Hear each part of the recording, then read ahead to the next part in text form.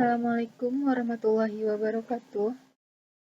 Perkenalkan, nama saya Kuntum Ayu Fadilah, NIM 18043039.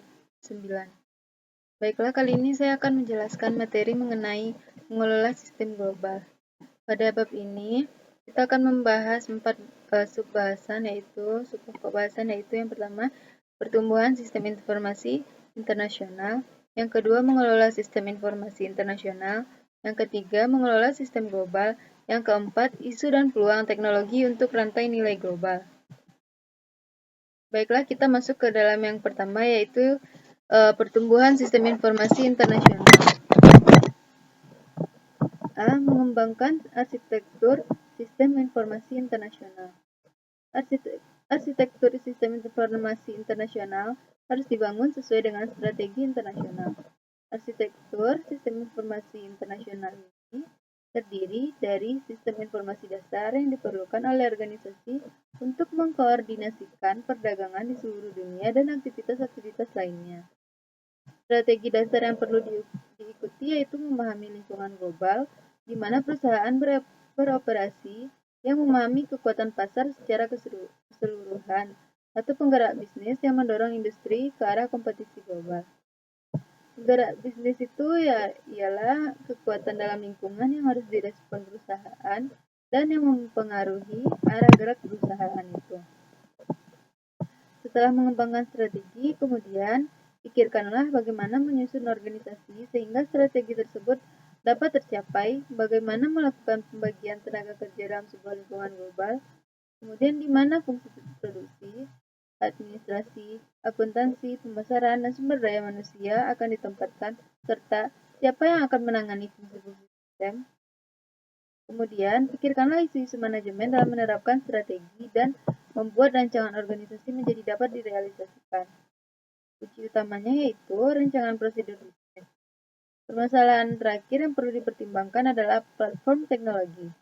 Kita harus memiliki suatu strategi dan struktur korporat sebelum memilih dengan rasional mengenai teknologi yang tepat. Setelah menyelesaikan proses penalaran, maka akan berhasil dalam menetapkan portofolio sistem informasi internasional dengan tepat untuk mencapai tujuan korporat. Kemudian B. Lingkungan global. Penggerak bisnis global dibagi ke dalam dua kelompok, yaitu faktor budaya umum dan faktor bisnis khusus. Faktor terakhir yang dipertimbangkan adalah perkembangan dasar ilmu pengetahuan global. Faktor-faktor budaya umum ini menyebabkan internasionalisasi dalam beberapa faktor globalisasi bisnis yang khusus, yang mempengaruhi hampir seluruh perindustrian, perkembangan teknologi komunikasi yang canggih, dan kemunculan budaya dunia menciptakan kondisi untuk pasar global sehingga konsumen global yang tertarik untuk mengonsumsi produk-produk yang mirip yang telah diterima dari sisi budaya. Pasar global yang baru serta tekanan terhadap produksi dan operasi global telah menghasilkan kemampuan baru untuk koordinasi global dari semua faktor produksi.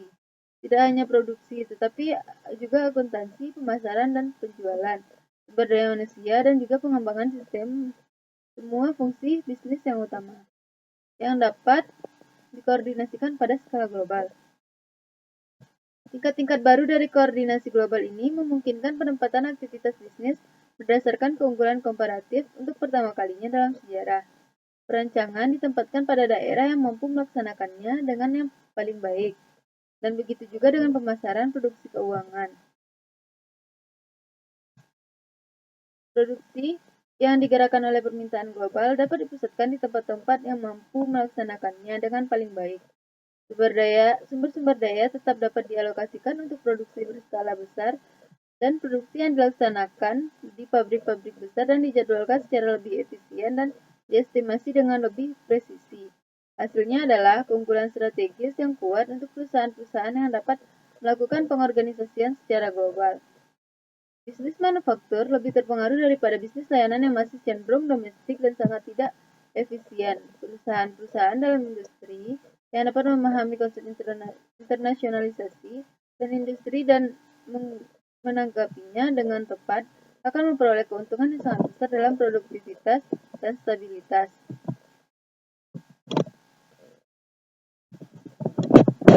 Kemudian tantangan penggerak bisnis itu sendiri kan terbagi dua. Yang pertama faktor budaya umum, yang kedua faktor bisnis khusus. Faktor budaya umum itu ada teknologi transformasi dan komunikasi global, kemudian perkembangan budaya global, munculnya norma sosial global, stabilitas politik, dasar ilmu pengetahuan global. Kemudian faktor bisnis khusus itu sendiri yaitu pasar global, produksi dan operasi global, koordinasi global, tenaga kerja global, skala ekonomi global. Kemudian tantangan bisnis. Tantangan bisnis, ada kekuatan-kekuatan pada tantangan ini. Ada kekuatan-kekuatan fundamental yang menghalangi perekonomian global dan mengganggu bisnis internasional. Di tingkat budaya, partikularisme, penilaian, dan tindakan berdasarkan pemikiran yang sempit atau berdasarkan karakteristik pribadi dalam bentuk apapun menolak konsep dasar dari suatu kultur global bersama dan menolak dimasukinya pasar domestik oleh barang dan jasa asing. Perbedaan dalam beberapa kebudayaan menghasilkan perbedaan dalam ekspektasi sosial, politik, dan pada akhirnya aturan hukumnya. Perbedaan budaya menghasilkan perbedaan dalam rezim politik yang membuat bisnis global semakin kompleks dan harus dipertimbangkan ketika akan membuat sistem-sistem global. Negara-negara Eropa memiliki undang-undang yang ketat mengenai aliran data lintas batas dan privasi. Aliran data lintas batas didefinisikan sebagai perpindahan informasi yang melewati batas internasional dalam bentuk apapun. Beberapa negara di Eropa melarang perpindahan informasi keuangan pribadi ke negara-negara lain. Akibatnya, banyak perusahaan multinasional mengembangkan sistem informasi di dalam setiap negara di Eropa untuk menghindari biaya dan ketidakpastian dari perpindahan informasi melintasi batas negara. Sejumlah hambatan-hambatan tertentu timbul dari perbedaan budaya yang umum. Segala sesuatu dari tingkat keandalan jaringan telepon yang berbeda-beda hingga kekurangan para konsultan yang terampil. Hukum dan tradisi nasional telah menciptakan praktik pelaksanaan pembukuan yang berbeda-beda dalam berbagai macam negara, yang berdampak pada cara bagaimana keuntungan dan kerugian dianalisis. Praktik akuntansi ini sangat erat kaitannya dengan sistem hukum, filosofi bisnis, dan aturan pajak di masing-masing negara. Penghalang yang paling utama adalah bahasa. Walaupun bahasa Inggris sudah menjadi bahasa standar dalam berbisnis, fluktuasi mata uang asing juga dapat mengacaukan perencanaan, model, dan proyeksi. Faktor-faktor yang menghambat tersebut harus diperhitungkan saat sedang merancang dan membangun sistem internasional bagi bisnis. Tantangan sistem bisnis global itu sendiri ada terbagi dua, yaitu umum dan khusus. Yang umum yaitu partikularisme. Partikularisme terbagi dari regionalisme, nasionalisme, dan perbedaan budaya. Kemudian ekspektasi sosial yaitu merek dan jam kerja. Kemudian undang-undang politiknya, peraturan mengenai data lintas batas dan privasi peraturan komersial. Kemudian yang khususnya standar yaitu pertukaran data elektronik, email, standar telekomunikasi yang berbeda. Kemudian reliabilitas pada jaringan telepon tidak seluruhnya dapat diandalkan. Kemudian kecepatan yaitu kecepatan data banyak yang lambat. Kemudian personel, langkanya konsultan yang dimiliki keahlian. C. Paling mutakhir. Sebagian besar perusahaan internasional telah mengembangkan arsitektur sistem internasional yang mengagumkan, yang pada kenyataannya sangat jauh dari kebenaran. Perusahaan-perusahaan dalam situasi ini semakin menghadapi tantangan komparatif yang kuat di pasar dari perusahaan yang telah memperbaiki sistem internasionalnya dengan baik. Ada juga perusahaan yang telah membuat platform teknologi untuk sistem internasional, tetapi tidak tahu arah karena tidak memiliki strategi global. Ada beberapa kesulitan yang signifikan dalam membuat arsitektur internasional yang tepat, antara lain dalam perencanaan sistem yang cocok untuk strategi global perusahaan, struktur organisasi dari banyak sistem dan unit bisnis, penyelesaian isu-isu yang terkait, implementasi, dan pemilihan platform teknis yang tepat. Kemudian kita masuk dalam Sub pokok bahasan yang kedua yaitu mengelola sistem informasi internasional. A. Strategi global dan organisasi bisnis. Yang pertama yaitu strategi eksportir domestik. Strategi eksportir domestik itu adalah aktivitas perusahaan terpusat di negara asal perusahaan. Kemudian yang kedua yaitu strategi multinasional, yang dimana manajemen keuangan pengendalian berpusat di luar negara asal, sementara operasi produksi, penjualan, dan pemasaran dilakukan secara desentralisasi kepada unit-unit lain di negara lain. Produk dan layanan penjualan disesuaikan dengan kondisi pasar setempat. Kemudian yang ketiga yaitu pewaralaba, yang dimana produknya diciptakan, dirancang, dibiayai, dan diproduksi pertama kalinya di negara asal, lalu kemudian perluasan produksi, pemasaran, dan sumber daya manusia dilakukan dengan penyesuaian dengan negara setempat. Kemudian yaitu lintas negara. Lintas negara yang dimana tidak memiliki negara asal, dan segalanya diatur secara global, kemudian menjadi bagian besar bisnis internasional. Kerangka acuan manajemennya dilihat dari perspektif dunia. Kemudian yaitu B. Sistem global untuk menyesuaikan strategi. Konfigurasi manajemen dan pengembangan sistem pada sistem global cenderung mengikuti strategi global yang dipilih. Sistem itu sendiri adalah berbagai aktivitas yang dilibatkan dalam pembuatan operasi dan sistem informasi. Sistem informasi yaitu konsepsi dan keselarasan dengan rencana bisnis strategis, pengembangan sistem, serta aktivitas yang dilakukan terus-menerus, dan perawatan. Ada 4 jenis konfigurasi sistem ini, yaitu 1. Sistem tersentralisasi, yang dimana sistem dimana pengembangan dan operasi sepenuhnya dilakukan di tempat asal. Kemudian sistem terdesentralisasi yaitu sistem yang dimana proses pengembangannya dilaksanakan di tempat asal tetapi operasinya ditangani oleh unit-unit independen. Yang kedua yaitu sistem terdesentralisasi.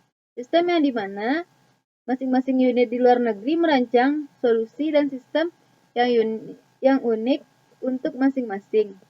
Kemudian sistem terduplikat, yang dimana sistem tersebut proses pengembangannya dilaksanakan di tempat asal tetapi operasinya ditangani oleh unit-unit independen di luar negeri. Kemudian sistem jaringan, yaitu sistem yang pengembangan dan operasinya berlangsung secara terintegrasi dan terkoordinasi pada seluruh unitnya. Kemudian C. Menata ulang bisnis.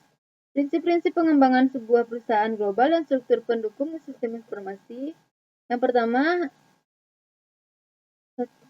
menata ulang aktivitas yang dapat memberikan nilai tambah sesuai dengan keunggulan komparatifnya. Yang kedua, mengembangkan dan mengoperasikan unit-unit sistem pada setiap tingkat aktivitas perusahaan regional, nasional, dan internasional. Untuk melayani kebutuhan lokal, harus terdapat unit-unit sistem negara asal hingga batas tertentu. Unit sistem regional harus menangani telekomunikasi dan pengembangan sistem yang melintasi batas negara yang terjadi dalam kawasan-kawasan geografis utama. Unit sistem lintas batas negara harus diciptakan untuk membuat hubungan yang melintasi daerah-daerah regional utama dan mengkoordinasikan pengembangan dan operasi dari telekomunikasi internasional serta pengembangan sistem. Kemudian yang ketiga, mendirikan kantor tunggal di kantor pusat dunia yang bertanggung jawab atas pengembangan sistem internasional. Kemudian masuk pada materi yang ketiga, materi pokok bahasan yang ketiga yaitu mengelola sistem global. A. Skenario umum, kekacauan skala global. Tantangan bagi manajemen dalam mengembangkan sistem global ini yaitu menyepakati kebutuhan pengguna bersama, kemudian membawa perubahan ke dalam proses bisnis. Yang ketiga, mengkoordinasikan perkembangan aplikasi, kemudian mengkoordinasikan peluncuran perangkat lunak, kemudian mendorong pengguna lokal untuk mendukung sistem global. B. Strategi sistem global. Tidak seluruh sistem harus ada di seluruh negara. Hanya beberapa sistem inti yang perlu digunakan secara bersama. Sistem inti atau core system ini yaitu sistem yang mendukung fungsi-fungsi yang benar-benar penting bagi organisasi. Yang pertama, mendefinisikan proses bisnis inti. terbagi kepada 4. Yang pertama yaitu menetapkan proses-proses bisnis yang penting dengan melakukan analisis proses bisnis. Kemudian mengidentifikasi pusat keunggulan beberapa bidang atau fungsi bisnis di perusahaan. Kemudian tentukanlah peringkat proses bisnis dari perusahaan. Kemudian menentukan proses yang menjadi aplikasi inti yang dikoordinasikan di pusat, dirancang dan diterapkan di seluruh dunia, dan mana proses yang dapat dibuat dalam skala regional dan lokal. Kemudian yaitu yang kedua, mengidentifikasi sistem inti untuk koordinasi terpusat. Ini dilakukan untuk mulai melihat kesempatan untuk menggunakan sistem lintas negara dengan cara memisahkan kelompok kecil dari sistem-sistem sebagai yang benar-benar penting. Kemudian yang ketiga, memilih pendekatan yaitu bertahap, rancangan keseluruhan, evaluasioner. Hindarilah pendekatan yang sifatnya gradual. Hindari juga pendekatan rancangan keseluruhan yang mencoba melakukan segala sesuatunya seketika. Pendekatan alternatifnya yaitu mengembangkan aplikasi lintas negara secara bertahap. Kemudian yang keempat, menjelaskan manfaatnya. Kemudian kita masuk ke dalam sub pokok bahasan yang keempat yaitu isu dan peluang teknologi untuk rantai nilai global. Tantangan teknologi sistem global ini yaitu A. Platform komputasi dan integrasi sistem. Platform ini didasarkan pada konsep sistem inti. Tujuannya ialah untuk mengembangkan sistem global terdistribusi dan terintegrasi untuk mendukung proses bisnis digital yang melintasi batas-batas antar negara. Otoritas pusat tertentu dalam perusahaan harus membuat data dan juga standar teknis lainnya yang harus dipatuhi oleh situs-situs lainnya. Kemudian yang B, konektivitas. Kemampuan untuk menghubungkan sistem dan orang-orang pada perusahaan global ke dalam sebuah jaringan yang terintegrasi. Masalah-masalah pada jaringan internasional, seperti kualitas layanan, keamanan, biaya tarif, kemudian pengelolaan jaringan, penundaan dalam pemasangan, kualitas layanan internasional yang lemah, batasan-batasan peraturan, dan kapasitas jaringan. Kemudian yang C, penempatan perangkat lunak. Penempatan perangkat lunak adalah keseluruhan proses dari mengubah perangkat lunak untuk dioperasionalkan dalam bahasa kedua. Unit-unit perusahaan dalam negara yang tidak canggih secara teknis juga akan menghadapi permasalahan-permasalahan dalam usaha untuk mengelola kerumitan teknis dari aplikasi-aplikasi perusahaan, sistem pertukaran data elektronik, dan sistem manajemen rantai pasokan sangat banyak digunakan oleh perusahaan manufaktur dan distribusi untuk terhubung dengan para pemasok pada basis global. Sistem-sistem kolaborasi email dan konferensi video merupakan alat bantu kolaborasi yang paling penting di seluruh dunia bagi perusahaan yang berbasis pengetahuan dan berbasis data. Kesimpulan, perkembangan komunikasi dan transportasi internasional yang murah telah menciptakan sebuah budaya dunia dengan ekspektasi atau norma yang stabil. Stabilitas politik dan adanya pertumbuhan dasar ilmu pengetahuan global yang digunakan bersama-sama secara luas juga berkontribusi kepada budaya dunia. Faktor-faktor umum ini menciptakan kondisi-kondisi untuk pasar global, pasar produksi global, koordinasi, distribusi, dan skala ekonomi global. Terdapat 4 strategi internasional yang mendasar, yaitu eksportir domestik, multinasional pewara laba, dan lintas negara. Dalam strategi lintas negara, semua faktor produksi dikoordinasikan pada skala global. Namun, pemilihan strategi adalah fungsi dari jenis bisnis dan produk. Terdapat hubungan antara strategi perusahaan dan rancangan sistem informasi. Perusahaan lintas negara harus mengembangkan konfigurasi sistem jaringan dan memungkinkan terjadinya desentralisasi yang cukup banyak dalam perkembangan dan operasi. Pewara laba hampir selalu menggandakan sistem ke banyak negara dan menggunakan pengendalian keuangan yang tersentralisasi. Perusahaan multinasional biasanya mengandalkan kebebasan yang terdesentralisasi antar unit luar negeri dengan beberapa kecenderungan ke arah pengembangan jaringan. Eksportir domestik umumnya tersentralisasi di kantor pusat domestik tetapi memperbolehkan adanya beberapa operasi yang terdesentralisasi. Sistem informasi global menimbulkan tantangan karena keberagaman dalam sistem budaya, politik, dan bahasa semakin menekankan perbedaan dalam budaya organisasi dan proses bisnis, dan mendorong tumbuhnya sistem-sistem informasi lokal yang berlainan yang sulit diintegrasikan. Biasanya, sistem-sistem internasional berkembang tanpa rencana yang disusun dengan baik. Penanganannya adalah dengan mendefinisikan sebagian kecil dari proses bisnis inti dan berfokus pada pembuatan sistem yang mendukung proses ini. Taktisnya, para manajer perlu mengadoptasi unit-unit luar negeri yang tersebar luas untuk berpartisipasi dalam pengembangan dan pengoperasian sistem ini, dengan tetap berhati-hati dalam mempertahankan kendali keseluruhannya. Mengimplementasikan sebuah sistem global membutuhkan strategi implementasi yang memperhatikan baik rancangan bisnis maupun platform teknologinya. Isu perangkat keras dan telekomunikasi yang utama adalah integrasi dan konektivitas sistem. Pilihan untuk integrasi adalah salah satu dari arsitektur tunggal yang harus dibuat khusus, atau menggunakan teknologi yang terbuka. Jaringan global sangat sulit untuk dibuat dan dioperasikan. Perusahaan dapat membuat jaringan global sendiri atau membuat jaringan global berbasis internet.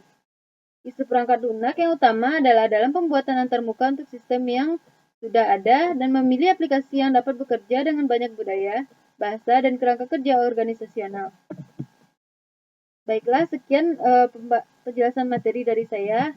Apabila terdapat kesalahan kata atau kesalahan dalam menjelaskan, saya mohon untuk dimaafkan. Wabillahi taufiq walhidayah. Wassalamualaikum warahmatullahi wabarakatuh. Terima kasih.